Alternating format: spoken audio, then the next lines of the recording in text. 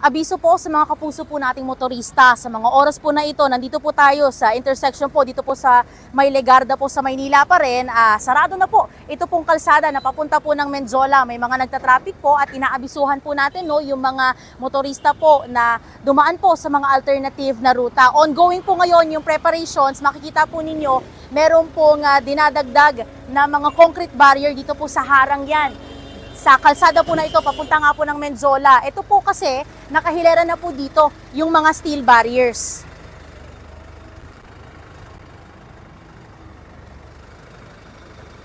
Ayan po, nakikita po natin, binababa po yung mga karagdagang concrete barrier na magsisilbi pong harang. Sa rally po, simula po bukas hanggang Martes.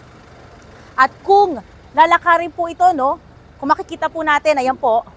Sige, check po natin, ayan. Sa likuran lang po nito mga steel barriers ay may nakaposisyon na rin po na dalawa pong container van. Ongoing po yung preparation po ng mga personnel po ng PNP at ng barangay ng LGU dito po sa bahagi pong ito ng Legarda sa Maynila. Yan po muna ang latest. Ito po si EJ Gomez para sa GMA Integrated News.